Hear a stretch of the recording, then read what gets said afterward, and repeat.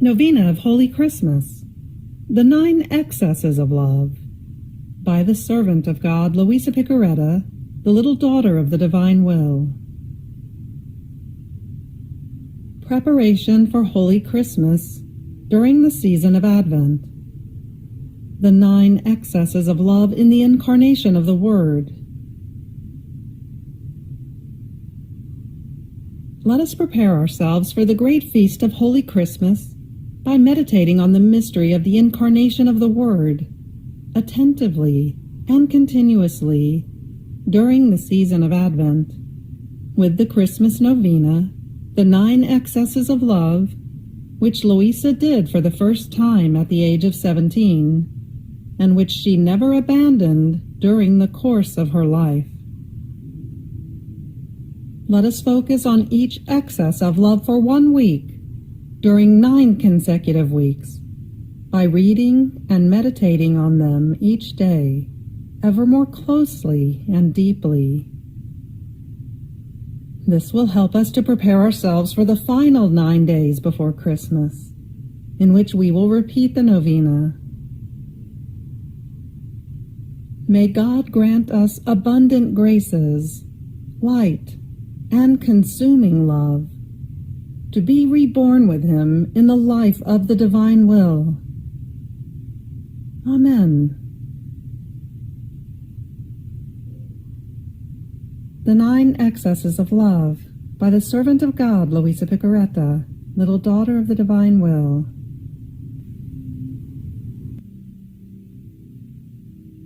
Luisa says, with a novena of Holy Christmas, at the age of about 17, I prepared myself for the feast of Holy Christmas by practicing various acts of virtue and mortification, and especially by honoring the 9 months which Jesus spent in the maternal womb, with 9 hours of meditation each day, always concerning the mystery of the Incarnation. Having completed the first excess of love, known as Trinitarian love, and the second excess of love, known as constrained love, and the third excess of love, known as devouring love, as well as the fourth excess of love, known as operative love, we now move on to the 5th excess of love, known as lonely love, to be prayed from November 11th through November 17th. Fiat. The 5th excess of love. And the interior voice continued, my daughter, do not move away from me. Do not leave me alone. My love wants your company. This is another excess of my love, which does not want to be alone. But do you know whose company it wants? That of the creature.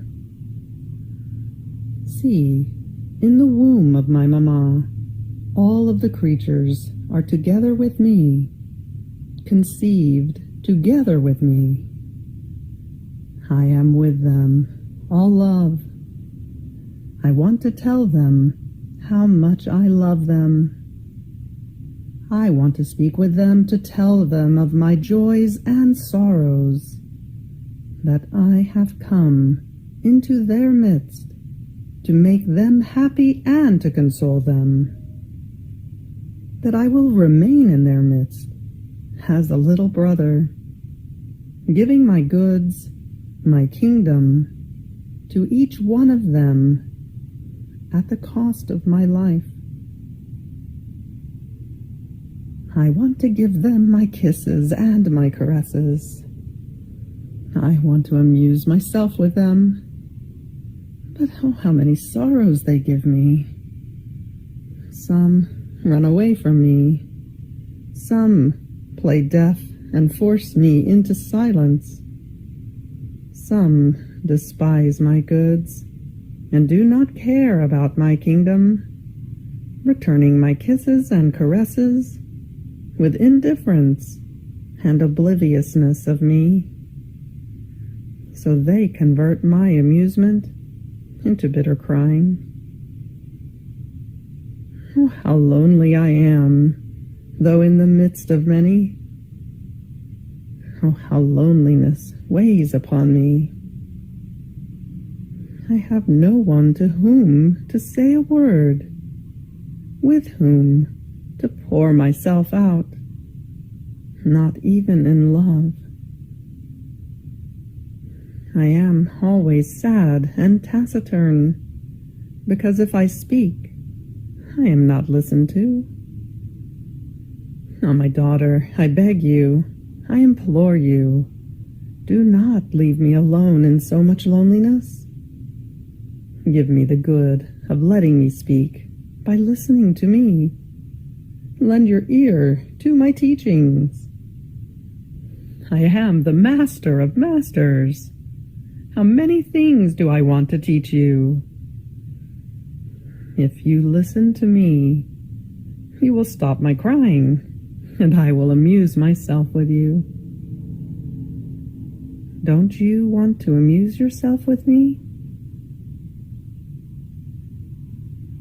And as I abandoned myself in him, giving him my compassion in his loneliness, the interior voice continued, Enough, enough.